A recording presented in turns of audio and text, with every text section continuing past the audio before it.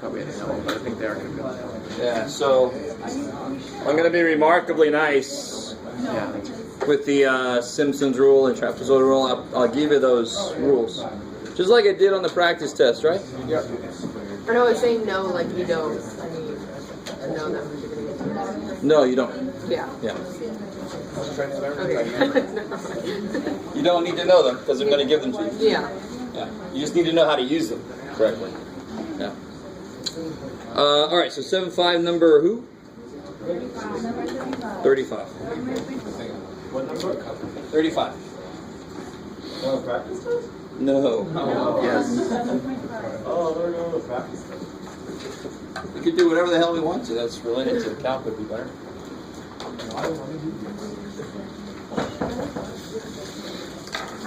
And so, what section do you think this relates to? And whoever asked that question, what have you tried so far? 7.3.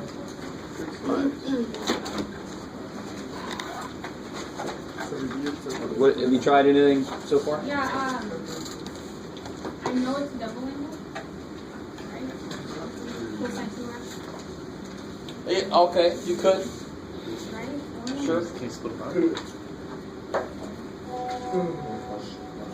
But I don't know if you recall this. This is from what section do you think this would relate to? 7.2. So if you look back in 7.2, if you look back specifically on page 476,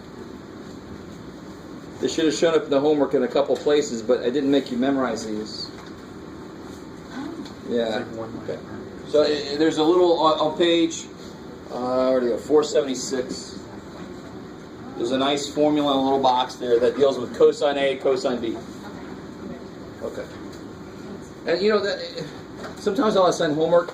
You have to reference something in the section just so you know that kind of thing exists, right? There's so many freaking identities that you never even see written down that you can just make up on your own and use somewhere. Just realize that that's true. So here's one little thing that you really don't see very often at all. But I just want to let you know, hey, this exists. You know, so it's just impossible. You got to let go of hoping to categorize and know ahead of time everything that could happen, because that's not going to happen. This is just one little situation. This would be, if I tried to do it without this, it'd be kind of disgusting, because I mean this would be based off of 3x and 3x, right? If you wanted to kind of break it up, or you can do 2x and 4x, and then the 2x. The whole thing here is you have to try to get these to match up, so that they'll actually do something with u sub or whatever else, right? If the angles don't match up, then you can't really do much with them. So thank God there's actually a formula I can use that does that for me, in a way. All right. So I would obviously not give you one like that without also giving you the formula to reference, right? So I might have a little section saying, you might need some of these at some point, and if that's in there, then maybe I'd give you that kind of problem. You guys with me? You're getting like no reaction. Am I speaking English, or have I had a stroke? I'm in a fugue state. Sounds... no, it's not burnt. It smells okay. So is that all right? Yeah. So 36 on 7.6 feels really long, and is that going to be on the test as well? Too long didn't finish. What's up? Too long didn't finish. 36? Yes. It wants us to prove one of the integral.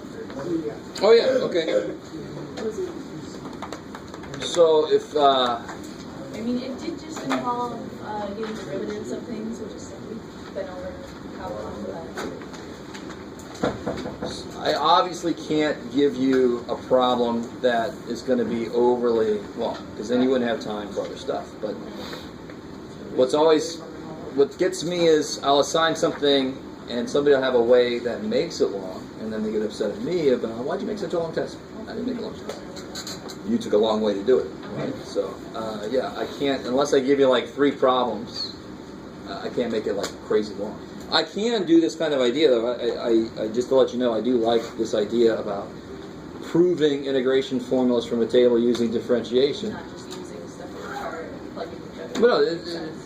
But no, not even that. That's part B. Part A is just differentiation. So you differentiate the result to make sure that you actually get the original, right?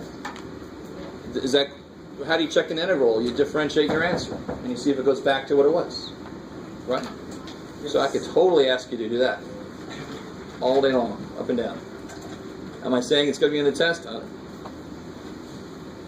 That was good, Jeff. That was a nice little not useful thing, but oh, too bad.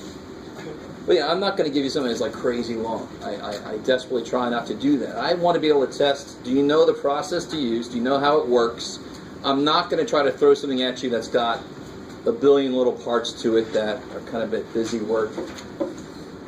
Does that make sense? So if you're getting somewhere and you're like, oh my God, it's taking forever, maybe you should come up and see me real quick and say, am I doing something wrong? Can you give me any push in the right direction here? Sometimes I'll say, well, that's a plus, not a minus or something, you know. Can you do this for me? Can I do that for you? No. Then I pass the class. Yay, I'm ready for Cal 3. All right. It's wide open, whatever you guys... Yeah. Can you do 3 or 4 on a practice test? 3 or 4? Yeah. 3 and 4. Well, all right. Let's just talk about the idea behind both of them. How do I find the average value of a function? Who remembers that? So I love this idea. If I have some function...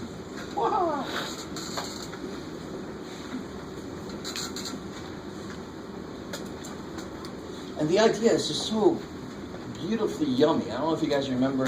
It's a very strange word to use, but let me just see what you guys think. I just love this idea. It's remarkably simple. The average function value will be the value that kind of averages where this thing is. But actually, it kind of looks like it might even be this. Somewhere up here, yes. What do you think I'm doing when I'm trying to draw that line? Let me make sure that line's right. But what do you think I'm trying to do when I'm trying to draw that? This would be the average value of the function. What am I trying to do when I draw that line? Kind of give a visual access. True, but what am I doing with the stuff in there? So I think it's maybe going to be higher. Say again, sorry? Cut the tops off, fill it in, make it a square. Yeah, I'm rearranging the area. So to find the average value of a function, it's related to the area of the function somehow, right? And actually, how do you find the average of a set of numbers? Add them up. Divide by how many there are, right?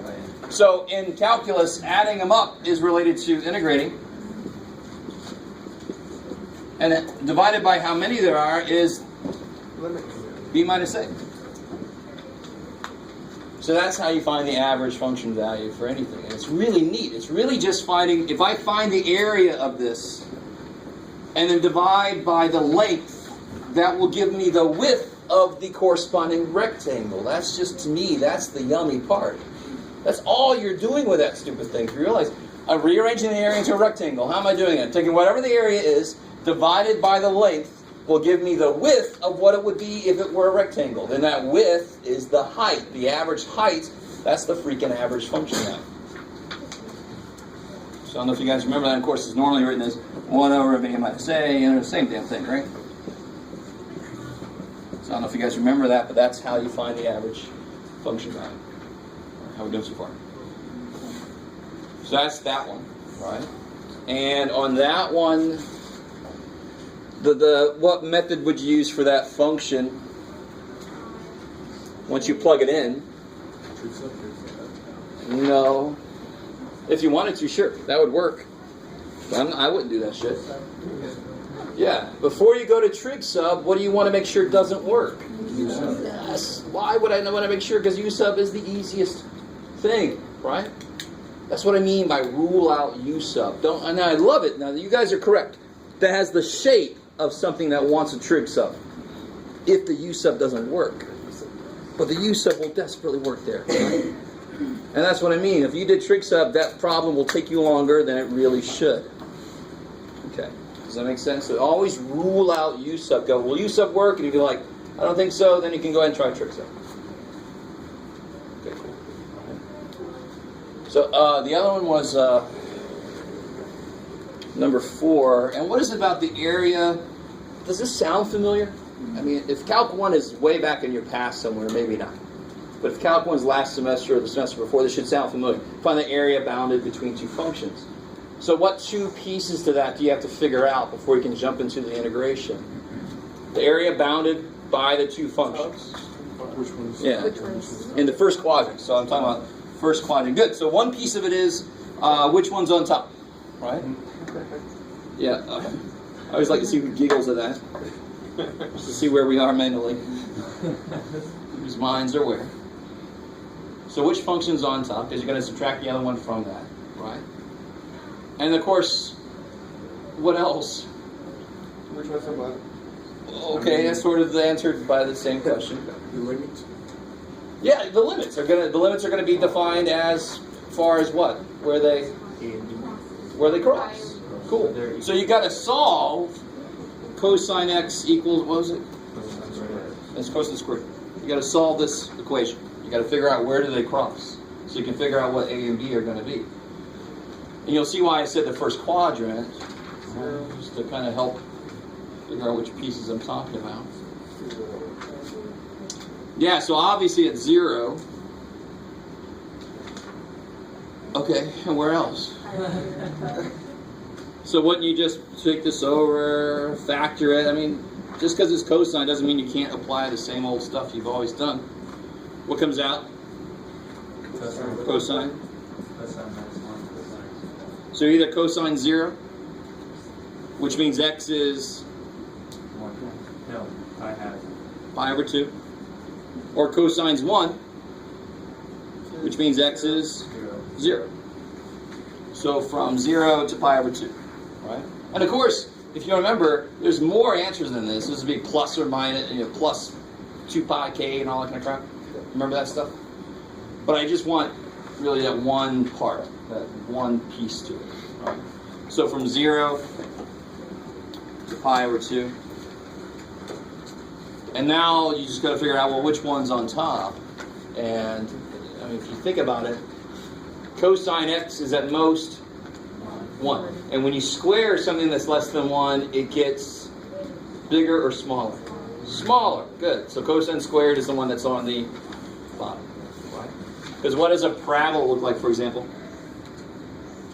Parabola is going to be below x up until 1. Because like 0.5 squared is 0.25, right? Since cosine is below 1, it's going to be exactly the same idea. That's a quick way to see which one's on top, which one's on the bottom. Or you just grab the damn thing, right? Say calculator.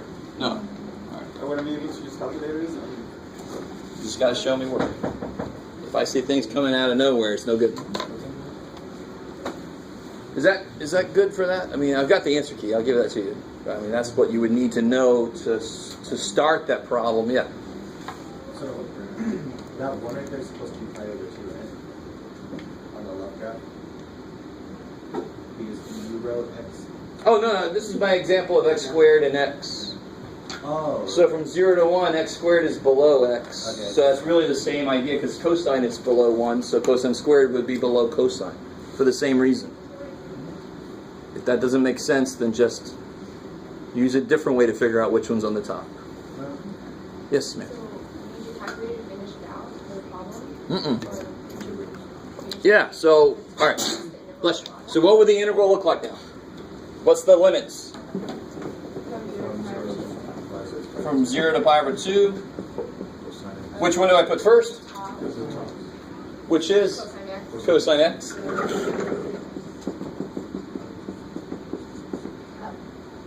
Right? This one's easy. This one we know what to do with this now, right? We apply what idea? 1 minus sine squared. I'm not sure how that would help you. What sucks about that is the square. So if you replace it with 1 minus sine squared, now that kind of doubly sucks. Because now it's sine, the other piece is cosine, and it's still squared. So what do I put in place of cosine squared that doesn't have a square in it? 1/2 plus. Cosine 2x over 2. Sure, yeah, it's x, okay.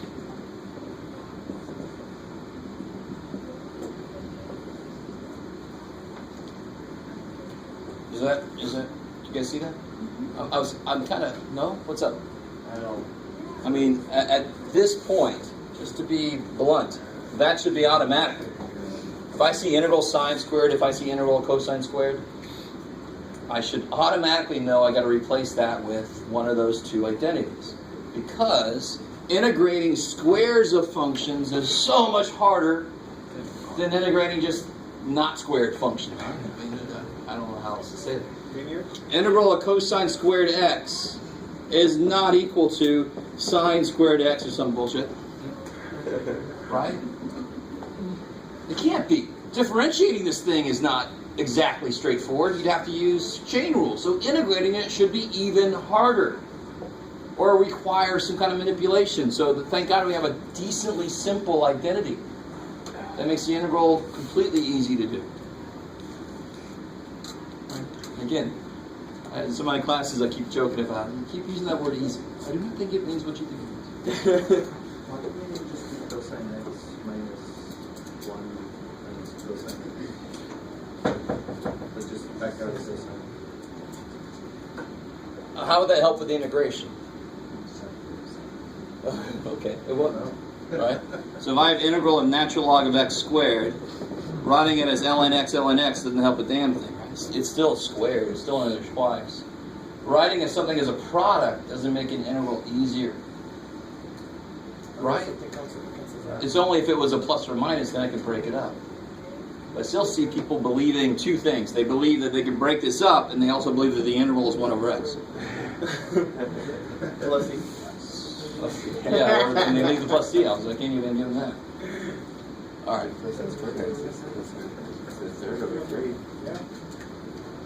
What's up? Just because it's You stop it. You stop it. Yeah. So integral cosine squared x, yeah, that's the thing I always get. I get this. basic homology. But of course, if you take the derivative of this, you're going to get a lot more shit than that. Right? Not a lot more, but more than it's there. So it can't be right. And I still, now at this point, it should be almost impossible for you to do. It should be like hurtful. You don't have dx in What do you mean? Sorry. it. You don't. Well, the integral doesn't have sign, so you can't. The u sub doesn't have it. That's why you said. Yeah, this would require, see, you're thinking correctly. This would require a u sub to even hope to be able to get there. And I don't have the du for the u sub, but no, somebody who's doing this is not thinking that at all. They're thinking, how do I integrate something squared? Well, it's that thing cubed over 3. Well, what's the only thing that works for polynomials, right? It's the power rule for x to a power. This is the cosine of x, and then it's squared on top of that. Holy shit, there's a lot happening to x. So something about integrals, the further you get away from x by itself, the harder things are. So integral of x is easy. If I square it, it's still relatively easy, right? If I do a natural log of it, now that's gotten crazy. So the further you get away from just x by itself, the harder and harder it gets to integrate. Unless it's directly related to somebody's derivative, right? Like what's the integral of secant squared? Tangent, because that's exactly its derivative, right? So that's why that one's easy. But if we're not that lucky, that's not directly related to somebody's derivative. That's nice. So just make sure everybody understands what I have to do here. Something I did over there, but what I have to do here? Yeah. 1 plus cosine 2x. Yeah, keep putting theta.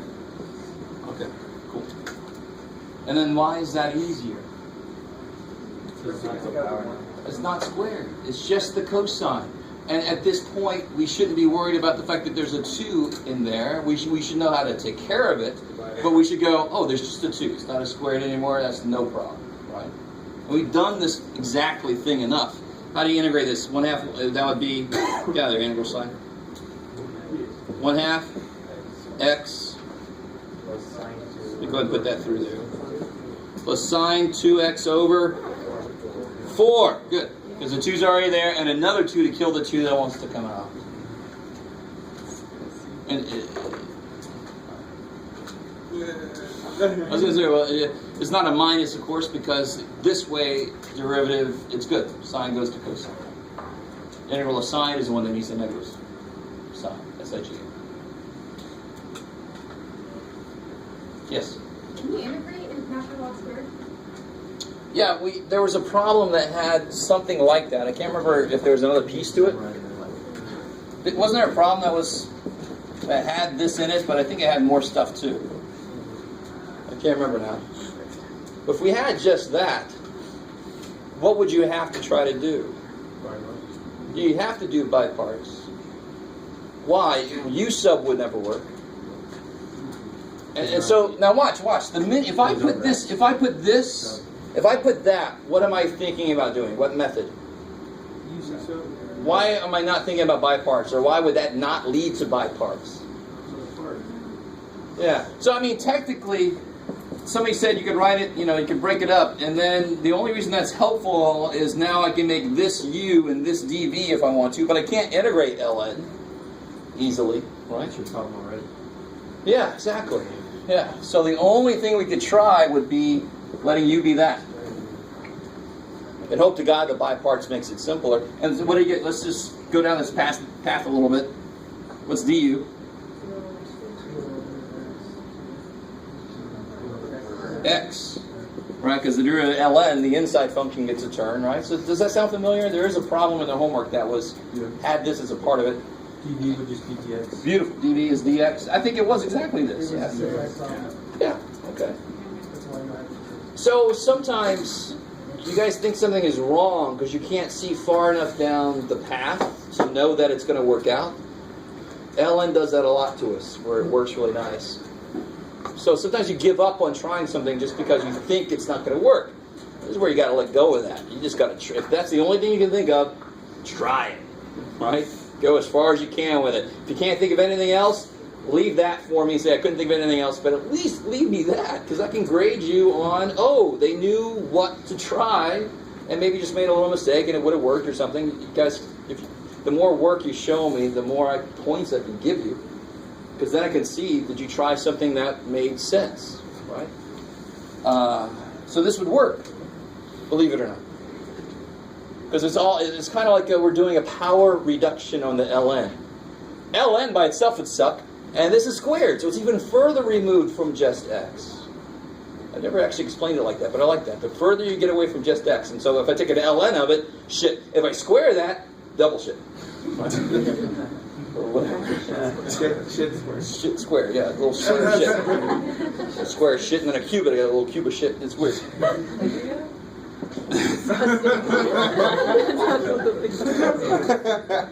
Exactly. That's Somebody grossed out. That's too bad. You can watch it on YouTube, right? Yeah, you can watch it over and over again. Shit. So then, how would I set this up? The next step? Yeah, so UV. V. And of course, look what's beautiful thing happens there, of course. Right? And see, that you still have to use by parts on that. Now, some of you guys probably have done ln enough that you actually remember what the integral of ln is. Which, if you know that, you can just start using it. What is the integral of ln? X ln x minus x. To gas, right? You start doing stuff enough, and ln is a fundamental function that we use all the time, so it's not a bad idea to know its integral. If you don't, you just apply u sub again. The same way we just did. Right? U is ln, dv is dx. That's actually how you prove this. But if you do happen to know this kind of thing, it's fine with me if you just kind of use that. That's beautiful. All right. Yeah. Can we move on to that? Yeah, please. That was full of shit. For the practice test on number 1, for when you're equating, or when you're solving for coefficients, and you put x equals 1 or whatever into the equation, and you get your however many, it's just the 3b whatever equals 1. Is that what it's equal to? I don't know. Sorry, I'm kind of in the middle of the problem. But 3b should be -9. Believe it or not. okay, so when you have the A, B, and C, blah blah blah, with all the quantities afterwards. Then you're going to replace b with what you just figured out It is. So then you have fewer variables. of Right, but course. the step before that. Okay. When you plug a number in for x to get zeros, Yes. when you get the remainder from what doesn't equal 0, what do you equate that to solve? Do you understand what I'm saying? Or no? So in this one, letting x be 1 should kill Should kill A, C, everything. and B. You're not looking at it right. So real quick, let's just do the first couple steps. Okay. All right. So what would it look like for number 1? What would the form look like? A over x minus 1. B over x minus 1 squared. And then cx plus d over the quadratic plus x minus 1. Or plus 1. Right. I like this problem because it shows the difference between what's truly second degree and what isn't. It's just a repeat, and that's why the top here is linear. Top here is linear, and the top here is just constant. Yes. Isn't it if I qualify supposed to make where the A and B is, right? If they have- Yeah, I don't care what you put where. Okay, just making sure. Yeah, if you call this D, then your D value will be the same as my A value if you both do it right. Yeah. So it doesn't matter which one you use what variable for. So real quick, I've noticed you should be able to do this next step without showing a lot of work, but I've noticed a lot of people doing it wrong. If you do this next step wrong, the whole damn thing goes to shit. More shit, sorry. So to do this next piece correctly, the shortcut way, I'm going to multiply both sides by that. So this is going to pick up one of these and this, right? And so forth.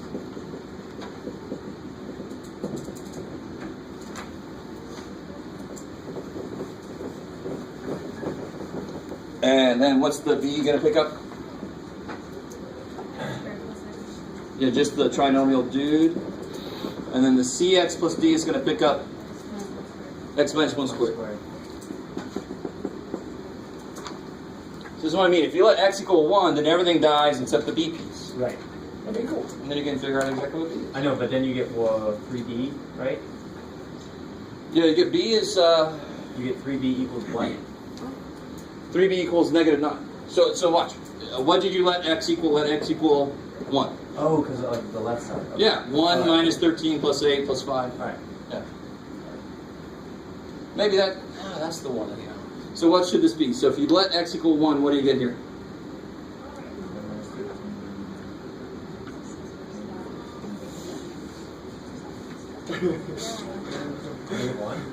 I can't really come down on you too hard because actually I made a mistake on the key. You get 1 minus 13 plus 13. So you get 1. Yeah, so equals, this is gone, right? This goes to 0, that goes to 0, this goes to 1, 1, 1 goes to 3b. Yeah, so b equals 1/3. Alright, cool. I like it. So the answer key, for some reason I thought this would become 9 or something, which obviously is wrong. Yeah. How would you find the other one? Alright, so here's what you do. Now you know exactly what b is. So what? One thing you could do is plug a 1/3 in right now, and then just pull all that stuff over here. Let me say that again. Oh. You can put a 1/3 there, and then this is not unknown. You can just pull it all over there. You can multiply both sides by 3 if you want to, or whatever, for the 1/3. Right? You guys see my... Or you just start equating coefficients, so like this will be ax cubed plus crap plus bx squared, and I know there's a lot of shit today, but you'll get a cx cubed eventually there, right? Yep. Just to kind of cut to the chase, so I can say a plus b plus c equals, oh, not b, No, B. shoot, a plus c equals whatever, and then bx squared, what do I get here? I get ax squared minus ax squared, let me see, what am I going to get? The multiply that out. The squares cancel. Yeah. Bx squared, and I get Negative 2cx squared. yeah, and a dx squared too. Yeah, be careful. Yeah. So if you collect all your x squared stuff together, if there's a b in there somewhere, you can just replace b with 1/3, because you know b is 1/3. Either way you want to do it. Then you'd have to go to the system of equations for yourself. Beautiful, exactly. Because now you have other variables that you have to do. All right. So what I always do is do this as much as I can. Let x be a number that's going to kill some of that stuff. I can only do that once here nicely, because the roots of this are gross complex, right? Not only are they gross, but they're also complex. So I really don't want to do this procedure with those roots with me. So I can only do it once, but now I know what b is. So now I can set up my equating coefficient stuff, and wherever I see a b, I can put a 1/3 there. So there's fewer variables to deal with. So if you multiply the whole thing together before letting x equals something, you have to do substitution. Yeah, once you start multiplying this out, you're not going to do the let x equal something anymore. You basically decided not to do that. Right. You want to leave this factor and say, when let x equal 1, you can see what really is dying. Yeah, Okay. a lot easier. Yeah. All right.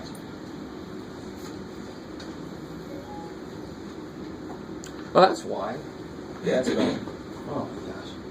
So maybe this is not a mistake. This is just a mistake on the board. It's a minus 5. Right? So then this would be 1 minus 13, negative 12, plus 8, negative 4 minus 5 is negative 9, which makes b a lot nicer to work with. Oh, that's much better. I don't want to make something too discrete. So if you throw what I did on the key, I'm going to go ahead and give you guys the answer key. Because if you haven't tried it yet, then, oh well, let's see.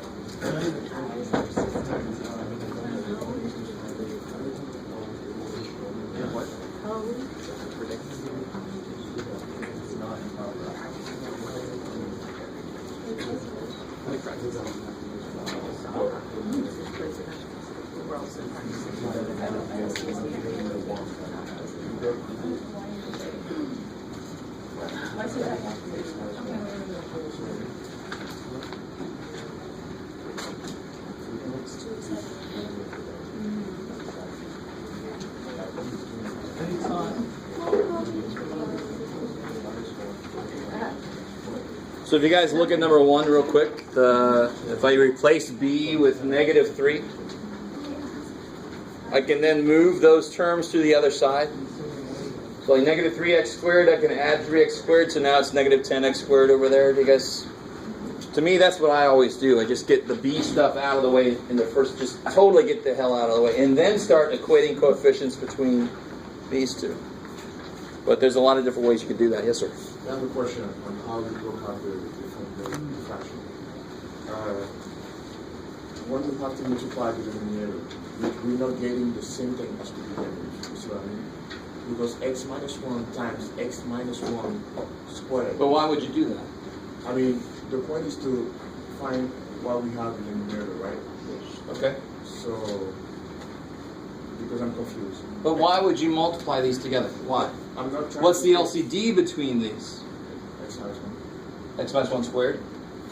And then now what's the LCD between all 3 of these? Then it would be x minus 1 squared times that, which is exactly what we had to start with. So you're not looking at this correctly. When you add fractions, you don't just multiply each one by the other one.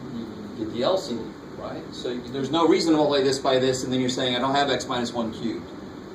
I know you don't. You don't have to multiply those. This guy would be missing one of these. So if you look at the LCD of these, it is what we started with, right?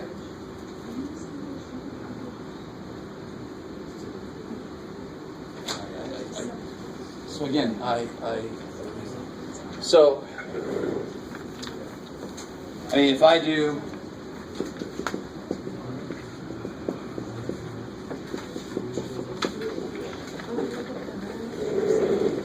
just ignoring this guy for a minute, I don't want to bring him in too, that would be disgusting.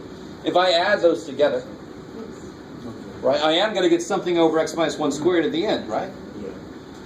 So if I do this, it'll be 3x minus 3, it'll be 5x plus 2, I think. Because he's missing an x minus 1, right? You with me? Yeah. So if I want to break this guy up, want to break him up, into parts, then I have to cover for the fact that, actually I've just made it even worse than I wanted to. This, of course, would be reducible to something over x minus 1 squared. I don't know why I put a linear thing up there. Let's try this. You're going to break that up and reduce it like we did in class the other day. That wasn't my point. But if I just put over here like this. So if I have something with x minus 1 squared on the bottom of it, where could it have come from? It could have come from something over one of them plus something over two of them, right? So just like this. So this would be, let's see, what would this be? This would be 3x plus 4, if you were to put these together, right? So if I have this, to cover my ass for where it could have come from, I have to have something over x minus 1 and something over x minus 1 squared, because that's where it could have come from. That's what could lead to that, right? All right. Maybe. And the other piece was, we talked before about, it's easier to see with x by itself, but even if you have, let me see if I can do this real quick. If I had this, now watch, stay with me for a second. Could I write this as, is that the same thing?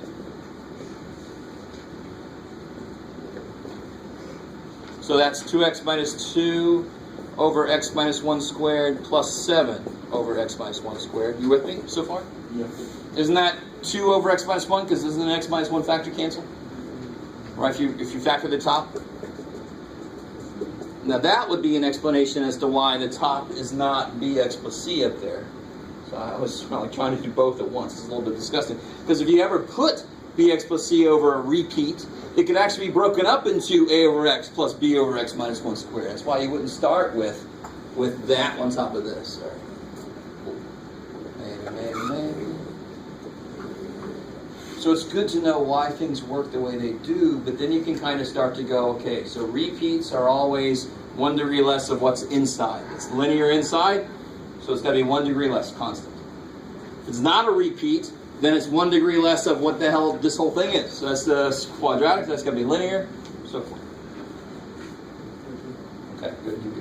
And there's some reasoning as to why that is. Right? There's got to be a reason why that is. Okay?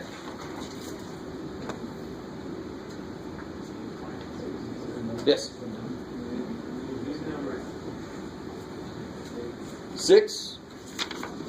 Isn't on the Oh yeah, 6 and 7. They're not Right. the answer. That's fine. That's because we're going to do them together. I think I got to there and I'm like, I don't want to have a 5th piece of paper. Or I just got lazy. Who knows? Alright, so let's do 6 and 7 real quick here.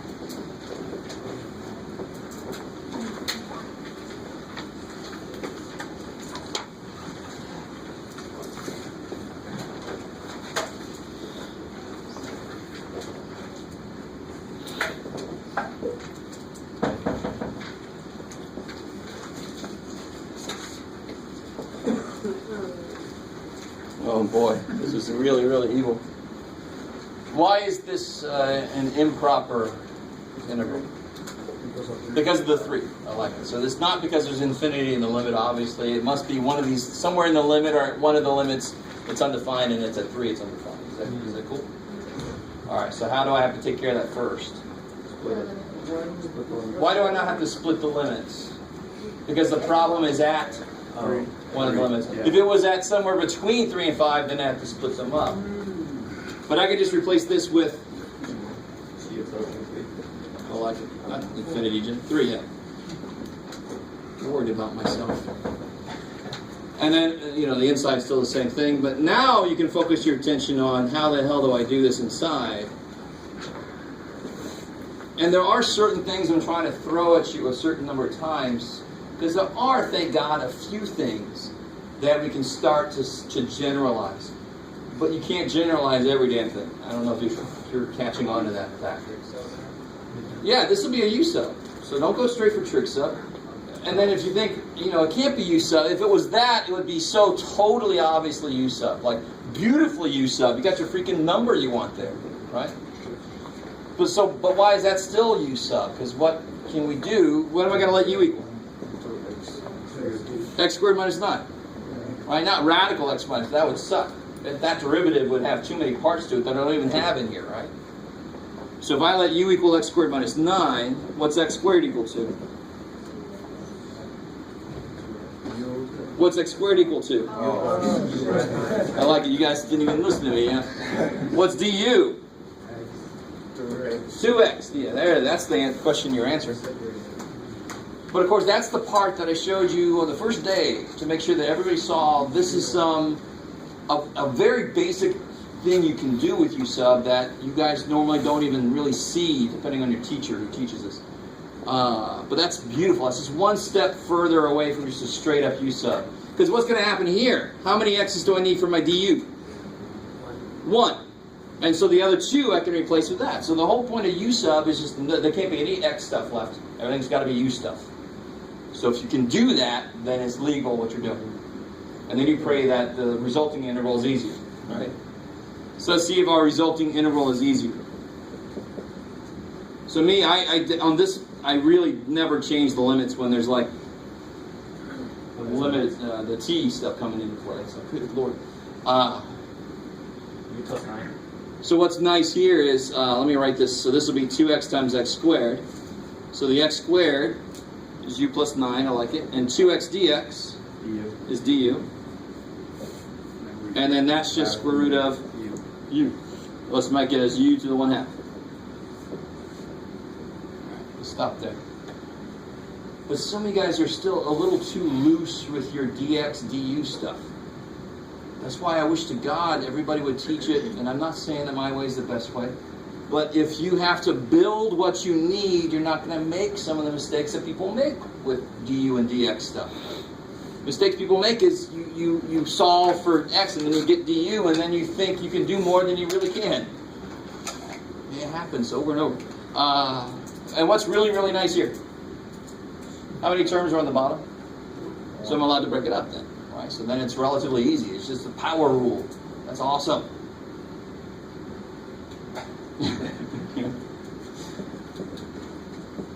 If the bottom is a single term, that kicks so much ass.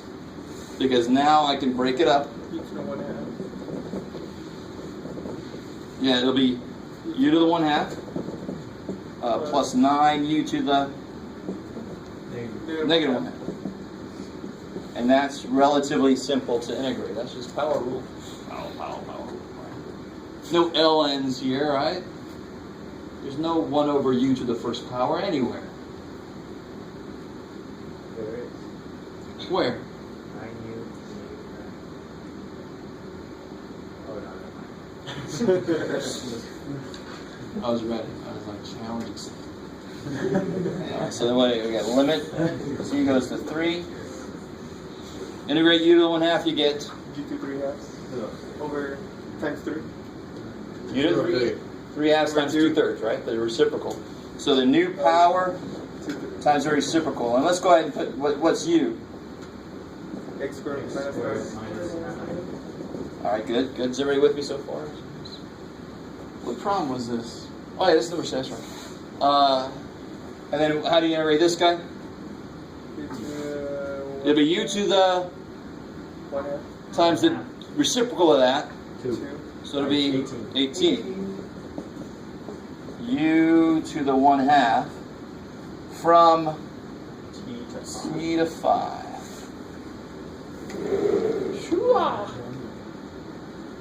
So this problem, and I'm not being mean or anything, this problem is actually relatively simple if you remember this flexibility in the U sub. This would be so remarkably disgusting if you did trig sub on this. Trig sub would work, but it'd be a lot worse than it has to be. It wouldn't actually be that evil, but it'd be a lot worse than this. So what do you get here? You plug a 5 in and you get stuff. So the limit doesn't have to be on the 5 stuff here, right? So you get 25 minus 9 is 16. And what's the square root of 16? 4 cubed. 64 times 2. So you get 128 over 3. Wow. I do that. I don't know if you guys realize. I do that a lot. I purposely made the limit so that you'll get a 16, and then 1/2 power square root. Square root of 16 is 4. cubed is 64 times 2. That's nice. And then, again, same thing here. So it gets 16 to 1/2 is 4 times 18. 72. 72. Minus 2/3 of t squared minus 9. I need my limit in there, Jeff. Limit as t goes to 3. But you can see what's going to happen to all these t squared minus 9 stuff. And then what was 0?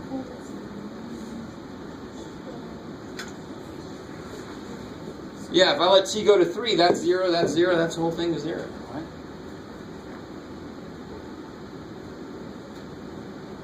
Now, what I really want to be careful with is, what's important here is breaking it down into chunks, right? So the limit part didn't really apply to my 5, so I can just focus on plugging 5 in. Now I bring the limit back in, and I can plug t in, and that's beautiful, because I just put a t in where x is.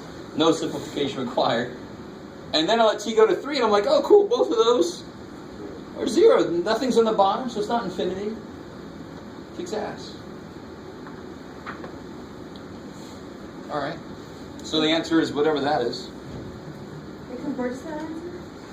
Converges, right? Totally. Yes. Converge is not really, for just a quick semantic thing, if one of the limits was infinity, then converging would make more sense to say. Do you care about that on the test? No, it's fine. But you're not wrong to say it that way. You're fine. Okay.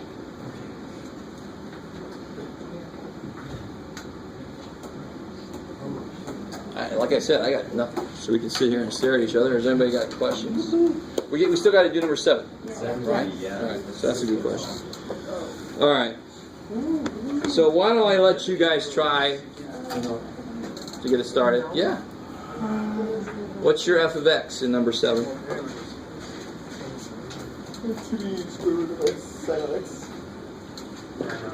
F of x is yeah. X to the root of x, sin of x. No. So realize that when I ask you to use trapezoidal or Simpson's rule, you are not actually integrating anything. If I ask you to integrate that function, you have every right to come up and slap me. Say, I can't do that one. They're me. So I'm not asking you to integrate. So please, dear God, don't integrate the damn thing. If I say trapezoidal or Simpson's rule, the whole point of them is, one point of them is to do integrals you can't do. Right? And the other one is when you don't even have a freaking function. You just have observations that you want to collect together. Right? Okay. So let's do trapezoidal rule. We're doing Simpsons or trapezoidal? I'm asking you to do both. And then actually ask you to compare to what you get on your cat butter. I have a question, sir. So can we use those rules for integrals that we know how to integrate to? So those rules, of course, are just going to give you approximations. So if we have an integral that we actually can do by hand, then we can get the exact answer, which is always better. So that's wrong if you use it. Oh, hell yeah. If you use it somewhere I don't ask you to, on an integral that you could have done by hand, it's wrong. Yeah. You're never going to get the right answer because you're always going to get an approximation. Right? Cool. I have a feeling not many of us are trying this. I am. All right, good. See if you guys are. That's all I need. So we got what this part here? What we got down? So again, this is not on the answer key. I can live with it.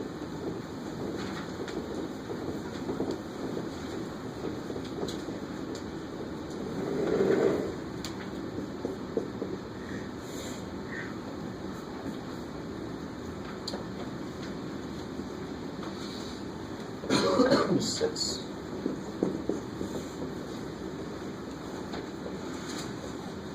Oh, 6.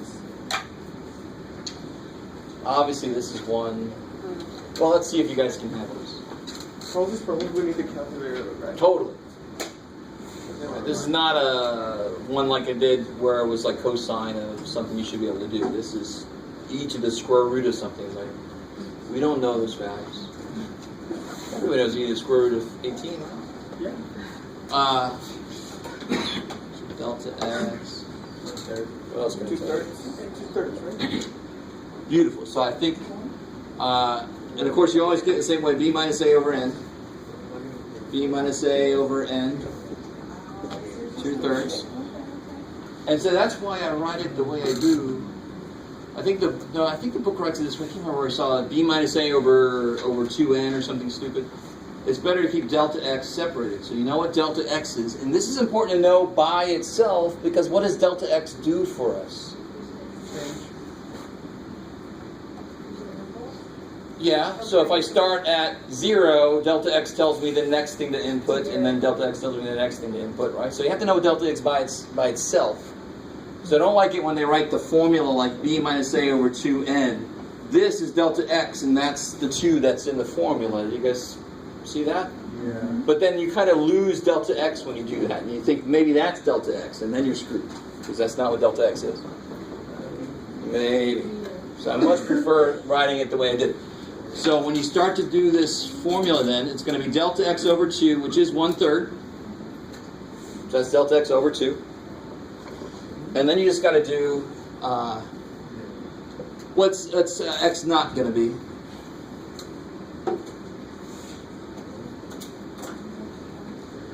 So I'm going to put in there 2/3, 4/3, and so forth. That's not going to be hard to figure out. Remember, we had to kind of be careful about it when we had disgusting kind of thing. This is nice.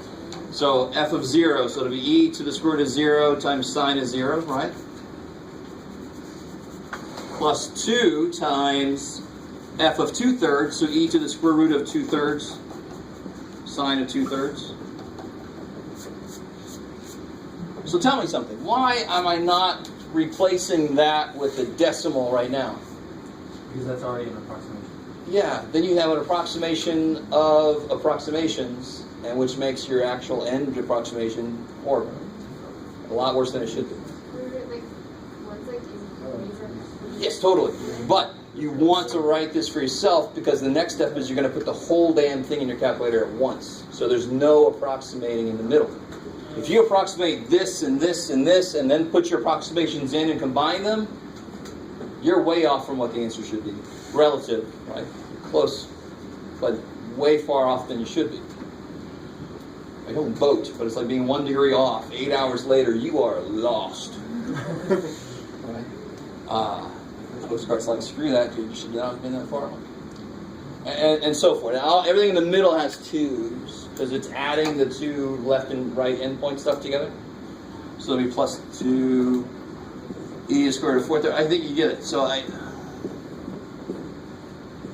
right, plus 2 and so forth.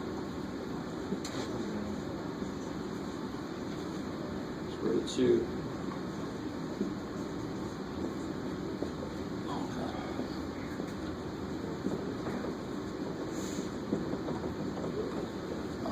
Where am I at?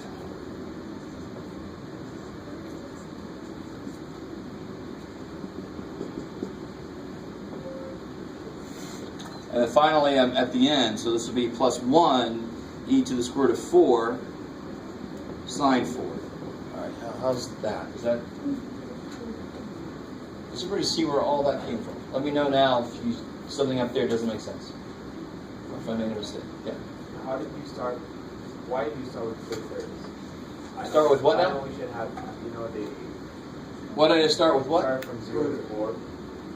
And how do you find The 2/3 was right here, right?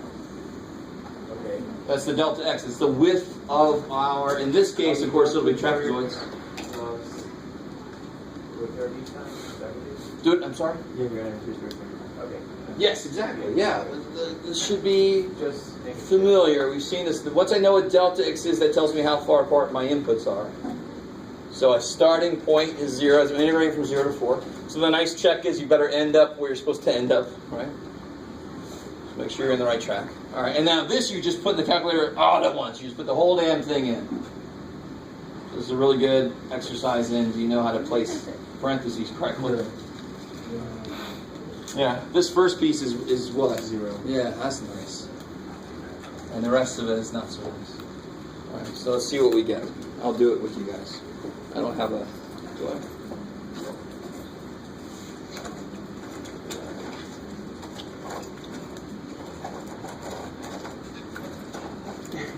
Damn you, Jeff. I'm bringing a calculator with me. A math teacher without a calculator. Oh my god. It's right there. It's busy. To take your word for it. Oh. It's the same color as mine. Ooh, backlit. I love it. Math even better. It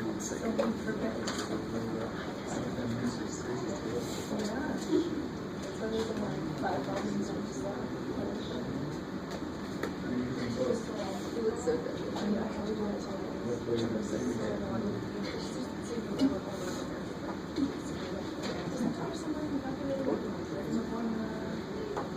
That's over here, actually. Too much knowledge. So not this custom. Actually, I have that. So funny. She hasn't taken it to school. I'm not used to the ones that actually like extend the square root symbol and stuff like that. So I keep putting parentheses. I'm like, I don't need Oh, it. I know. Which is good. So I'm jealous. That's a dumb down version.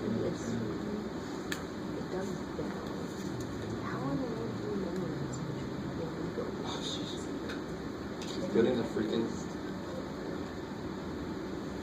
Okay. Where am I? Somebody already have the answer? Nope. Whoa. 4.390. 4.3904366.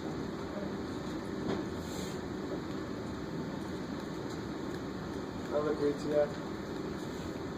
What's that? I'll agree to that. You don't agree? I agree. You agree? Right there. Okay.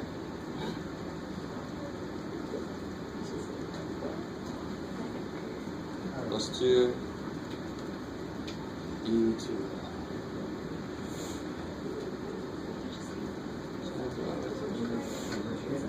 Oh, if you got that done, go ahead and try to, do the integral in the calculator.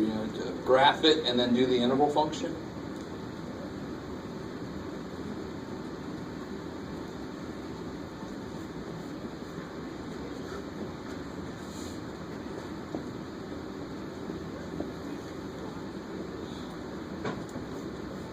So what'd you get again? I'm sorry.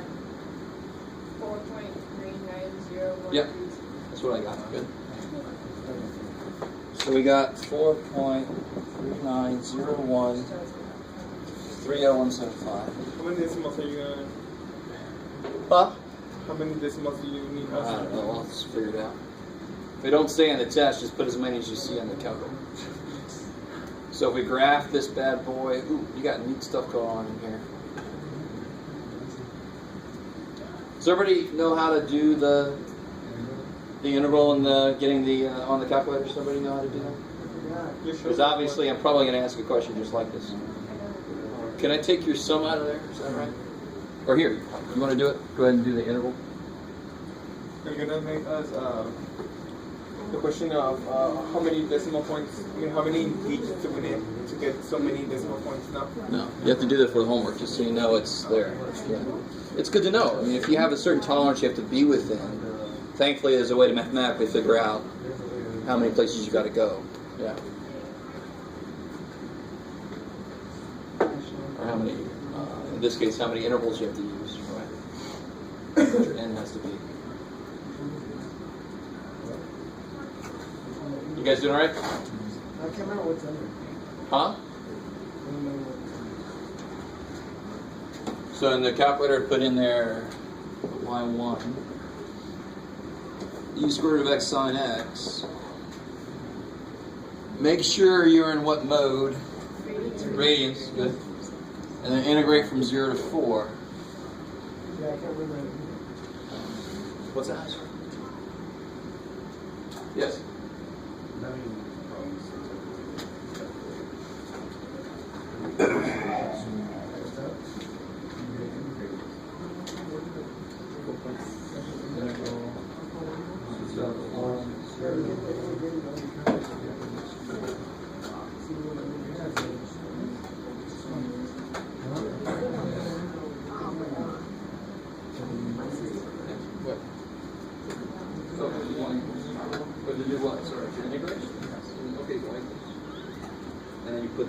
you get? Only.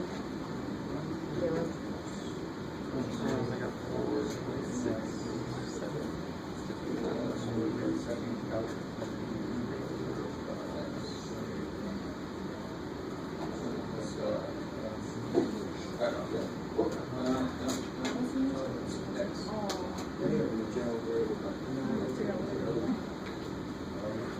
Oh crap. Yeah, but you're easy going. Yeah, that's what I got. Oh yeah. Get it soon. I'm used to use passive.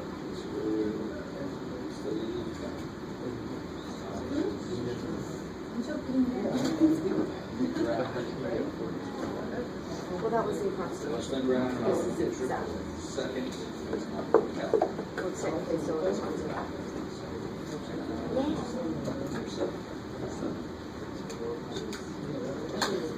Now you tell it 0.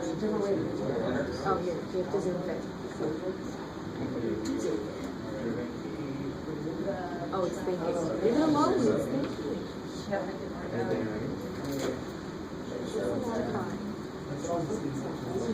Why did you? So you guys getting 4.67? Yes. Yeah, for the actual one. Yeah. So it's not really that close, is it? For Simpsons, it's closest. Yeah, for trapezoidal, this, yeah. Simpsons is going to be a big improvement on this. All right, let's do Simpsons real quick. You guys relatively okay? Now, I want you to realize what we just did will also apply to Simpsons rule, right? You guys notice this? Because Simpsons rule, what's the changes? Let me see if you guys can handle this. Delta X. I mean, Delta X is still Change 3. of X over 3 and 4s and 2s. Yeah. So for Simpsons, delta x over 3, and now it's going to go 4, 2, 4, 2. well. It's going to start 1, and then 4, 2, 4, 2. What's that? This is the bottom of the thing here. So yes. How did you increment the 0, 2/3, 4/3? Are you just Well, here's delta x. so that's your each That's how one much I change my x by. by 2/3. Okay. So I mean, delta x is the same for this now, right? So it's still going to be 2/3 over 3. We'll make it 2/9 out here. Is that cool? Yep. And notice if I ask you to do both of these, if you keep this, if you're able to access this on your screen, you guys know if you hit second enter, you can scroll back through everything you've plugged in before. Because what's the only, or up if you have the newer operating system. The only changes now is it's going to be this, and then it's going to be a 4, and then a 2, and then a 4, and then a 2, and then a 4, and then a 1, right? And then it's got instead of 1/3, it's got 2/9. So if you hit second enter, go up and change this to 2/9, change that 2 to a 4, change that 2 to a 4, change that 2 to a 4, and hit enter, right? Don't input the whole damn thing again. If anything is odd, we can do trapezoidal motion and do Simpsons, right? Yes, exactly. Simpsons requires even. This year. This one's You can do math in the dark. Because You never know. it gets you to sleep. giving nightmares. You know that is right. Or you can probably just hit the up button. Yeah, I can. Totally. And then if you click enter, it'll bring it down to your next one. Alright, sweet. And then you can just change the appropriate. Is that the one I want? Yes. So you can change the. Alright. I lost track. There we go. 4.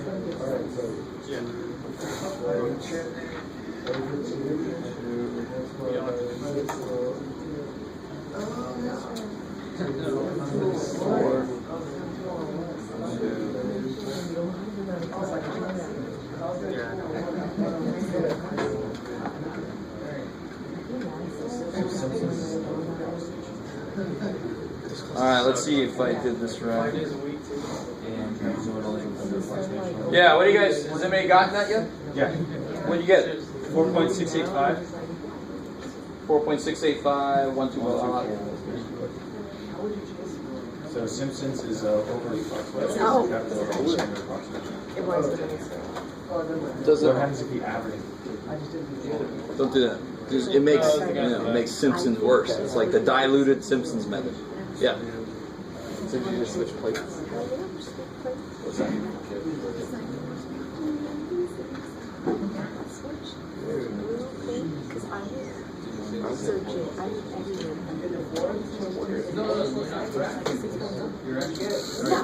Are you trying to Like later buy this. I don't need to buy add it. Put glitter all over it. Yeah, that's if I want to. Alright. Do you guys see that? I mean, once you see one of these methods work, all the methods are the same, really, right? You just have different numbers, different weights on some of these things, but they all boil down to just plug in stuff into your functions. It's remarkably simple. If you don't need to be exactly right, thank God, you can just use something that's really actually very simple. Yeah. If you give us both to do on the test, would you want us to show it written out for both? Well, the nice thing is you could just point to the ones that change to 4 if you want to. Yeah. So I can try to help you eliminate some of your writing. But please do write out the whole thing, because if you make a mistake with what you input and you don't show me what you input, I don't know where the mistake happened. I have to assume the worst. But if you show me what you actually input in your calculator, I can see, oh, they just made a little mistake there or something. Right? All right. So that's the 2 that weren't on the answer key yet. Yeah, actually, I keep putting in the information into my calculator, but it's giving me a wrong Are you like a C or iron?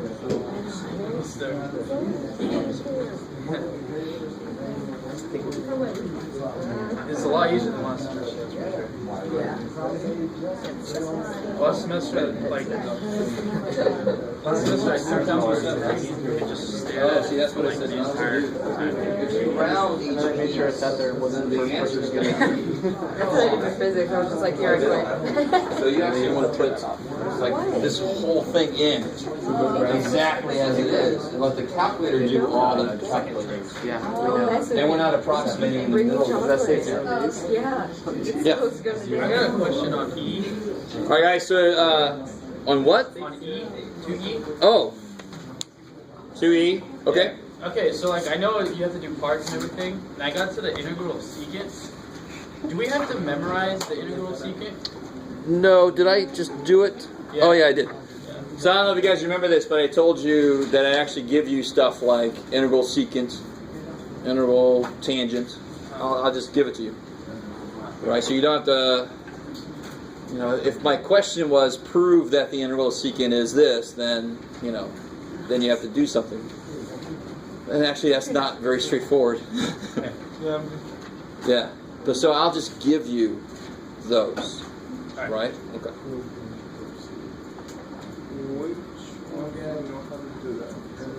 What's that? You want us to prove why secant, the integral of secant is ln of secant x tangent x? I could, but that's not very straightforward. In fact, they did it in the book, and it's not the only way to do it. I don't know if you guys saw this, but they actually show you what the integral of secant is. They prove it.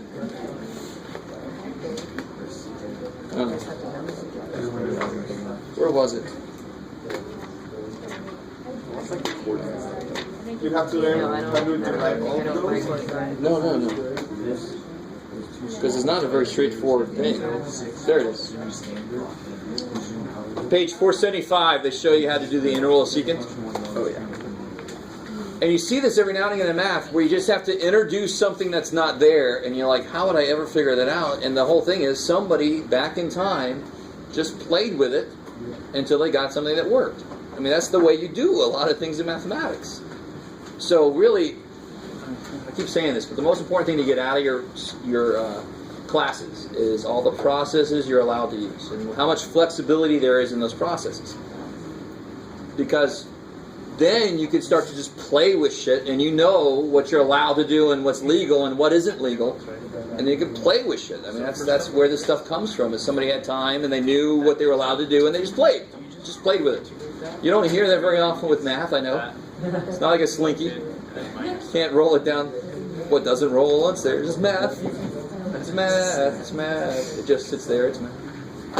Not a very exciting log. And now I'm thinking of log. It's log. It's log. Right in Snippy? No? Do you use snail method? It's fun for a girl and a boy. Do you use snail method for your? Have you heard of snail? Yeah, that's Corey. Yeah, Corey likes the giraffe graph. Oh, yeah. I keep joking him about it. It's got no front legs, so the poor thing's gonna fall over. It's got blood spurting out of it. I'm like, that's gross. We remember it though. It's like makes you remember it. All right. No, I can totally kid with that. Yeah. All right. Anything else from homework or stuff or homework or stuff? Thursday, everything's due. Everything. Everything. Except All in chapter 7. Huh? quiz corrections are due next test. No. No, Quiz corrections are due this test. this test. Test and quiz corrections are always due by the day of the next test. So once you get this test back, its corrections will be due by test 2. Okay. Yeah.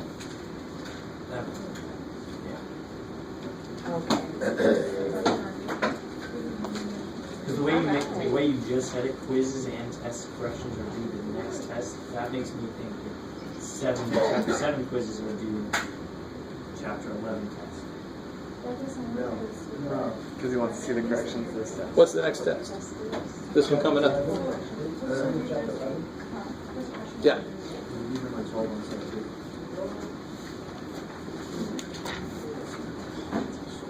Oh yeah, okay. 12 on 7-3. Well, I mean, I can do it.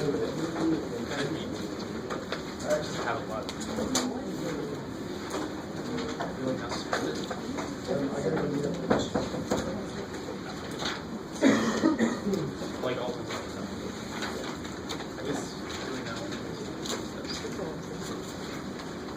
I think one of the worst parts about this that you just have to get over is that 5 is not easy to work with, but we don't care. So what am I going to let u equal? And u sub wouldn't work here, right? It's in the trig sub section. But still, if I saw one where u sub would work, yeah, because I think all they say is evaluate the interval. So if u sub work, I'm not going to use trig sub. But u sub don't work. Damn. All right, so Square root of 5 sine. yeah, square root of 5, good. Sine, because it's going to be related to 1 minus the trig squared. That's 1 minus sine squared. I like it. Cool. So then what's du? Square root of 5 cosine theta, t theta. Coolness.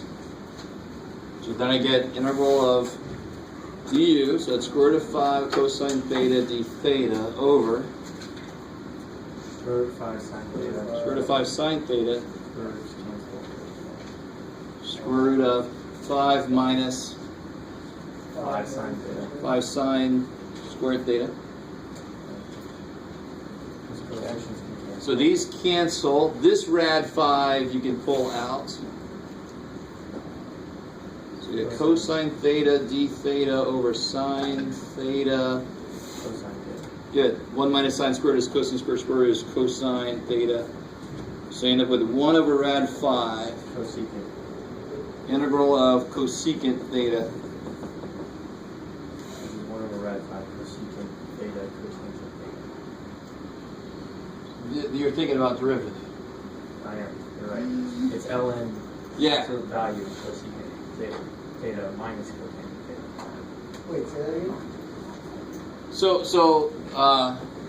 the integral of secant is ln of Plus. yeah. So correspondingly, the integral of cosecant is Cosecant yeah. It's minus- nice. It's nice that analogy, the symmetry between co and not co. Those the stuff there. So it's 1 over rad 5 ln cosecant theta minus cotangent. cotangent theta. And did this have... Now, two things. Am I done? There weren't limits here, right?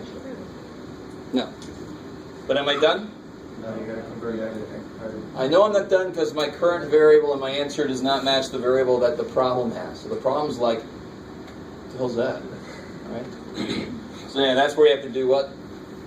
Triangle. Triangle. So if I got sine theta is u over rad 5. So Where's- u on the left. Yeah, u will be there. Right. So there. And this will be square root of 5 squared minus u squared. I mean rad 5 squared, so it'll be 5. Which is that piece again, right? Almost always happens. And now I can figure out what cosecant theta is and what cotangent theta is. If you had like sine of 2 theta in here, do I know shit about 2 theta? Can I just double the answers? That doesn't make any sense. It's not a linear relationship between the angles and the side lengths, is it? That's trig functions. They're not linear. If they were, why would we need trig functions, right? So if you have sine of 2 theta, you better write it in terms of theta, which would be just 2 sine theta cosine theta, and then you can figure out what sine and cosine are. So if I have 2 theta in anything, and I only know something about theta, I have to use an identity on it. So if we had cosine 2 theta, what would you write that as? 1/2 Remember 1 plus that. 2 theta. 1 plus cosine 2 theta over 2 sine theta cosine theta. Cosine squared minus sine squared. I don't know if you catch me. Oh. That's the one that's... So you all know sine 2 theta, but you better know cosine 2 theta also. This could be me giving you a major hint. I don't know. Look at that. People are starting to move now. Cosine 2 theta is cosine squared theta minus sine squared. Cosine's an asshole, so he's first. Huh? You weren't clear, Jeff. And it's the same thing as 2 cosine squared theta minus 1. It's the same thing as 1 minus 2 sine squared theta. Blah, blah, blah. Which is really where the squared related to 2 theta stuff comes from in the first place.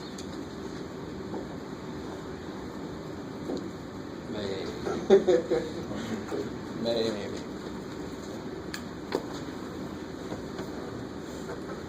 Okay. Yes. So how did you choose square root 5? Whatever a squared is, whatever number's here. I know, but like, isn't it a square root itself? If there was a 9 there, Just 3. you'd use square root of 9. The square root of the square root. No. Well, what'd you just tell me? If it was square root of 9 minus u squared, you would have let u equal to 3 sine. 3. And you said that with no problem, but isn't 3 square root of 9? I mean, where'd 3 come from? It came from the square root of whatever the hell that number is. And really, why? Because I want the coefficient that results from the substitution to match with what's in there already so I can get the hell out of the way so it can be an identity, right? So I need to make this have a coefficient of radical this so that after squared I can move that thing out of the way. That's why that's the procedure, right?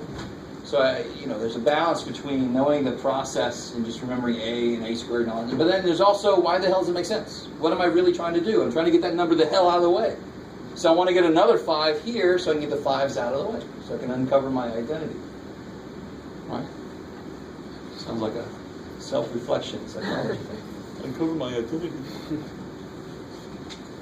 But that's why the process is what it is. That's what we're really trying to do. And see, if you understand what we're really trying to do, then you don't need to memorize shit. That's what I love about it. If you understand what you're trying to do, you don't need to memorize a squared and a and all that kind of bullshit. You just go, if there's a 16, I want to make 4 or something, so when I square it, the 16s get the hell out of the way. That's one less thing to worry about memorizing, right? I like the way some of you guys look at me.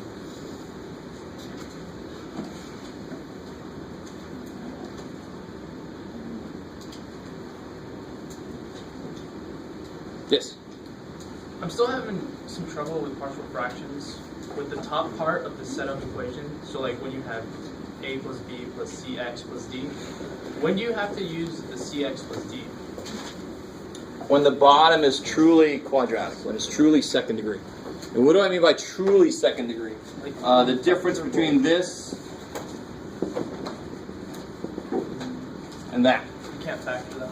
Yeah, it's irreducible. But the important thing is, I mean, if I ask you what degree is that, you would say second degree, and you would not be wrong. But in the terms of partial fractions, the idea is it treats repeats differently than it treats something else. So this is actually a linear thing repeated twice, right? Or repeated once, I guess, if you want to be grammatically correct. You kind of with me? Yeah. So this looks at it as linear, so the top has got to be 1 degree less, which is constant. This is not a repeat.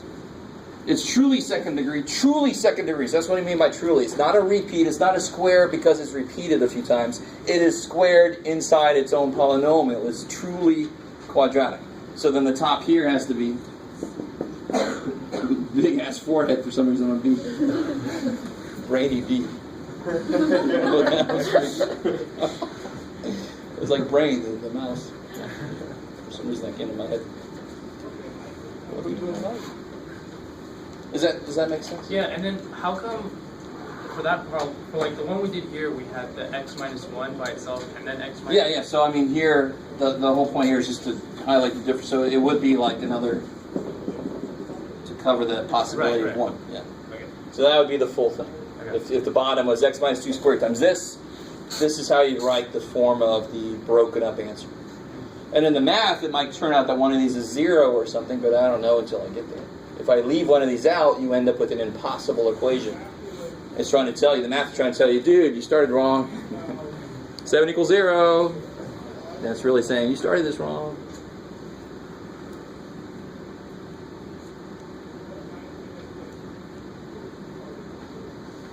I love that. You're all like, either, can we go? Or somebody ask a question, because I don't know what to ask, but I want to see more shit, please. Not, shit, but... Like, Not shit. My dean is like, you talk about shit too much.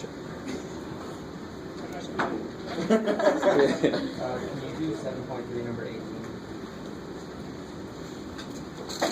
Oh yeah, that's gross. number 18. 18.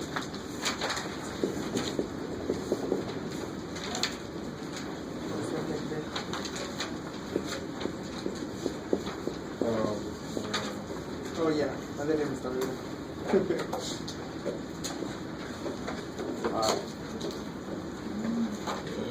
Yeah, sales research. Because it sounds like you do. This is from Seinfeld. Right there. I wasn't sure if you did like the tricks of you did with AX or. So here's what I would do.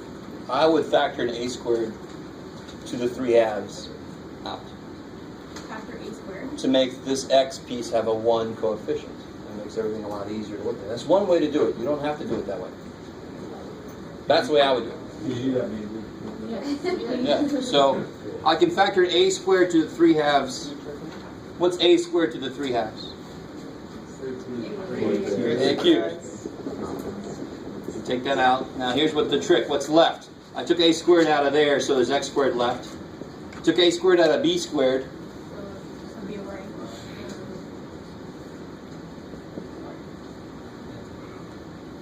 Now believe it or not, that's easier. All right, and this is b over a squared. Is that cool? Whatever that number is, if it was a 9, what would you do? And you do the same thing here. So what trig function is involved? I think you guys already said secant, right? So I'm going to let x equal to, so b over a. The square root of b over a squared is b over a. So it would be b over a secant. So dx equals blah, blah, blah. But there, if I make the coefficient of x 1, this happens so often, everything else is easier. Now that's not the only way to do the problem. That is definitely the way I would do it. Just get that the hell out of the way first. And then it's just a little bit easier to look at.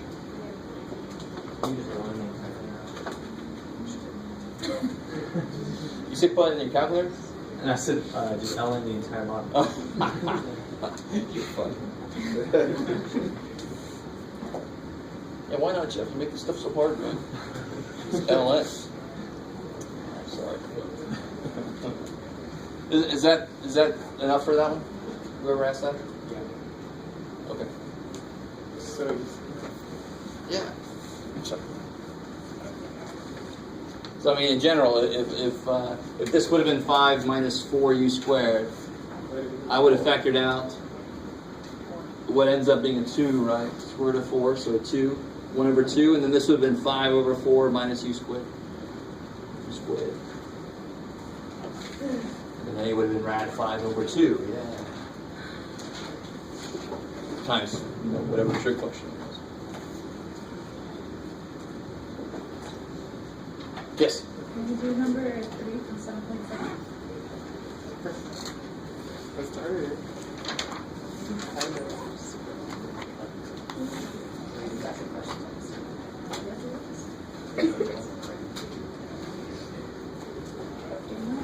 Oh, okay.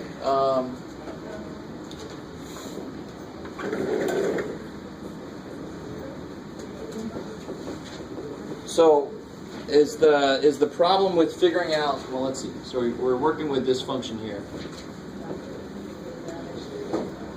0 to 1, and we want to use n equals 4, and they say do it with the trapezoidal rule and the midpoint rule. Trapezoidal and then midpoint. Using n equals 4. So in both cases, what's delta x going to be? 1/4. Yeah, 1/4.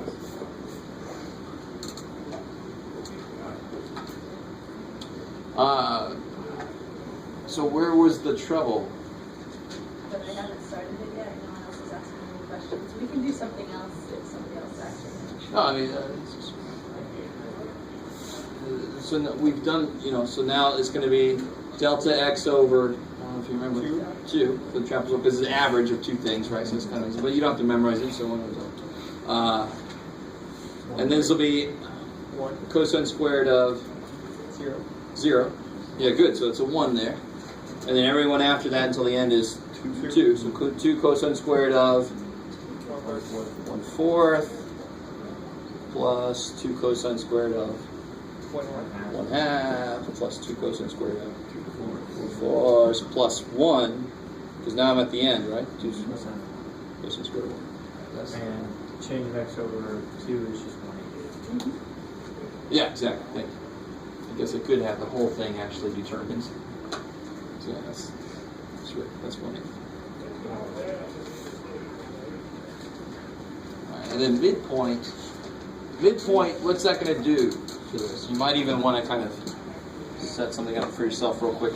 Midpoint would say, okay, it's going to go 0, 1/4, 2/4, 3/4, but I want to use the middle of all this. That's amazing that they call it midpoint. So it's the first term is 1/8, and then 2, and then plus 1/4 after that. 3/8. 3/8. That's 3/8. Yeah. 5/8. 7/8. Yeah, so there's your midpoint. So